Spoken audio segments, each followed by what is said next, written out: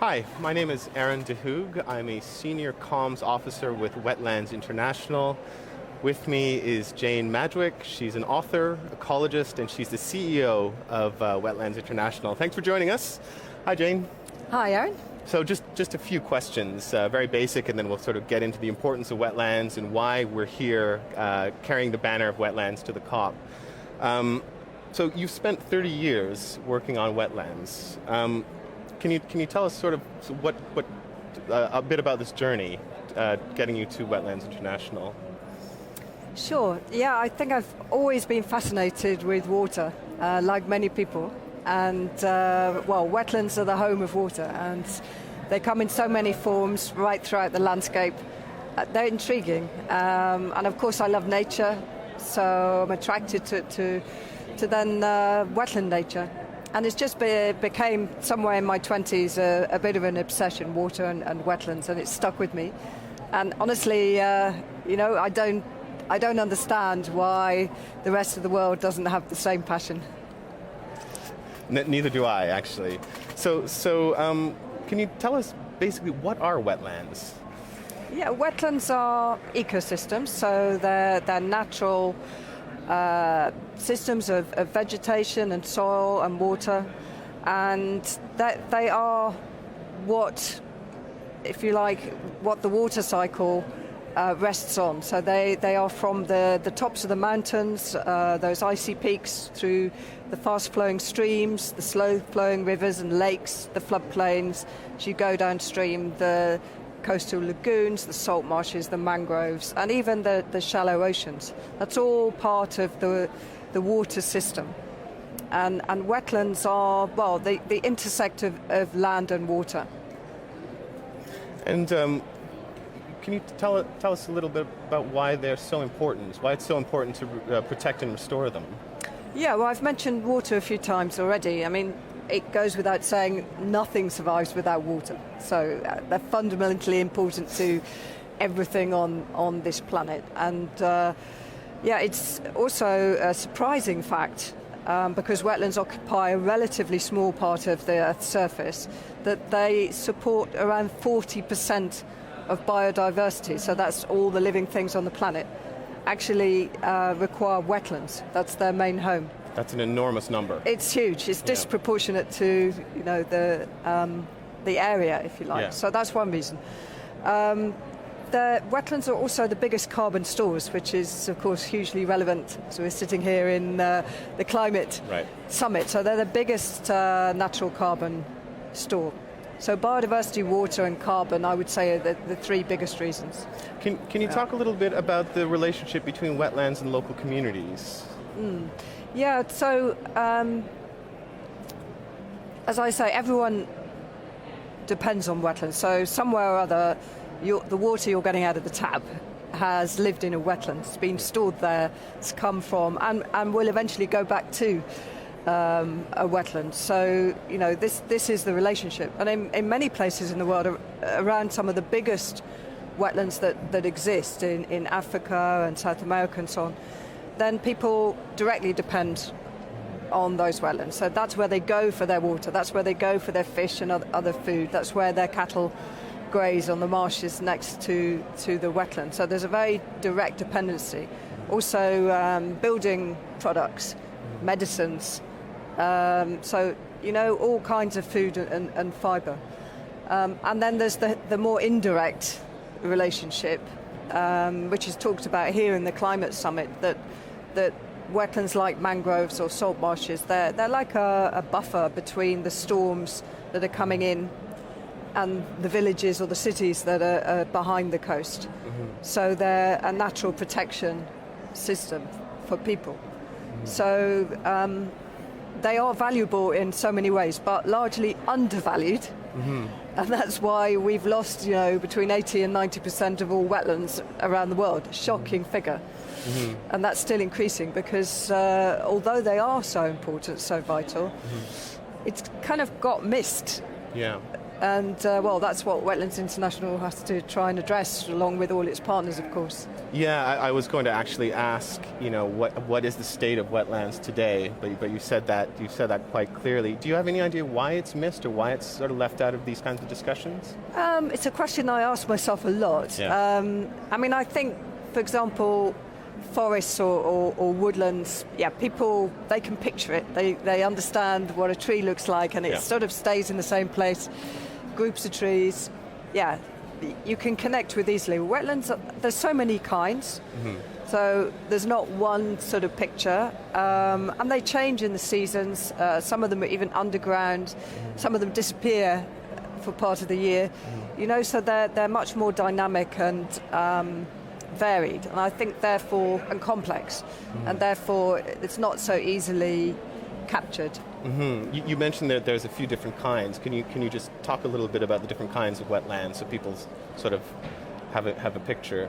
Yeah, well, I guess most people will know a river. There's a river near everyone, and most people also perhaps know some ponds or lakes. I mean, these are wetlands, but not just the water, but also the wet areas of land around. And then, we're here in Scotland, just down the road, vast areas of peatlands, and the moorlands of Scotland and the northern part of the British Isles. Yeah, it's covered with a layer of peat. So this is what you can sink into if you're not careful, black organic matter. And that's that's rotted vegetation from thousands of years ago that's stored in the soil. It's more or less 99.9% carbon. So these peatlands are all over the world, from the Arctic, which is mostly peatland actually, right through to the tropics and the peat swamp forests where orangutans and Sumatran tigers roam.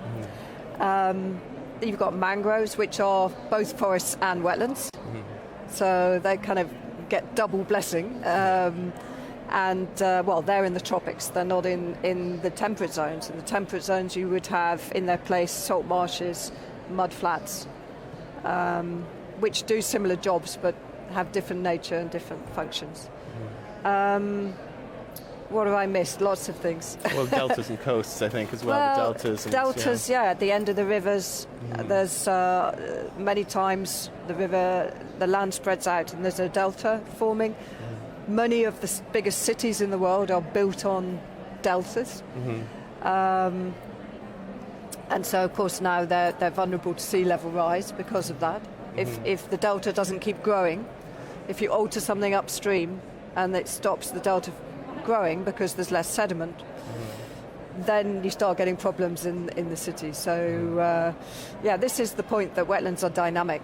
Yeah. And that's actually a very beautiful thing about them. Yeah. But it's also problematic, because if you change that dynamism, most likely that's going to become a problem. It's a very delicate balance then. It's a very delicate balance. So straightening the rivers, it's just pushing the water quickly downstream, and because of that you see more what you would call flash floods. The time from the rain landing to it hitting the village is short.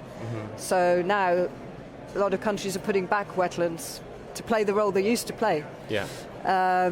To absorb the water, to slow it down in the landscape, to catch the water in the landscape and store it so that it's there for release, for use, for people, for agriculture, and so on.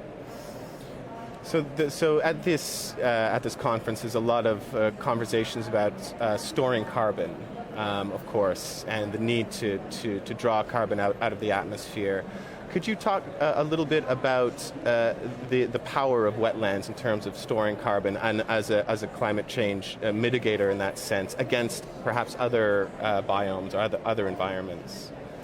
Yeah, so most people probably realise that trees, forests are very important to tackle climate change, that they're storing up carbon, and that even that planting trees can be a good thing to catch more of that carbon from the air. This is true, but it's really small compared with the role that wetlands and especially peatlands play. Peatlands have accumulated carbon over the millennia. So it's there in the ground, and it stays there in the ground as long as you don't disturb it too much, and definitely don't drain it. If you drain it, all that carbon's coming out. So keeping, the most sensible thing to do is keep that carbon in the ground. And that's very simple. If the water level is at the ground surface, the carbon will stay there. And there's, if you take all the forests of the world and all the carbon that they're storing, that's less than half what the peatlands are storing. So it's twice as much carbon in the peatlands as in all the world's forests, despite that they're a much smaller area. So that's quite a big issue here at the Climate Summit. And I think there's growing realization of the importance to really conserve and restore peatlands for this reason. So it's also true of mangroves I've mentioned already. I mean, some mangroves those forests can store 10 times as much as a similar area of, say, dryland forest. It's an incredible number. And that's all about the soil. That's all about this area where the water and the ground connect. That's where the carbon is. So people are now very excited about putting back what's been lost, mangroves and peatlands, and getting them in good condition as a means to tackle climate. And they would contribute very significantly. If this was scaled up now dramatically this decade, it's estimated that it would reduce the temperature rise by at least 1/3 of a degree, which is a lot. That's amazing, actually. It's absolutely amazing. And it would be a lot cheaper than many of the technical, untried, tested technical infrastructure solutions which are being talked about. And we've seen how a change in 1/4 of a degree affects the overall climate and the impacts of that, of course, as well, too. Yeah, and of course it's not just about climate. The other values of putting wetlands back in good condition, as we mentioned earlier, you get all of that as well. You get the nature back, you get the water storage back, less droughts and floods, less fires, less heat waves, more likelihood that we can keep feeding the world. So you get all these other benefits, and for all these reasons, it's worth doing. So just one closing question, and that is, if you could say anything to the delegates or the policymakers here about wetlands, what would it be? Don't hesitate. Let's get it done this decade. The science is there, the know-how is there. All we need is the political will, and that will unlock the finance, and organisations like ours are ready to help make it happen on the ground. Okay, thanks so much for your time. Thank you, Aaron. Thanks very much.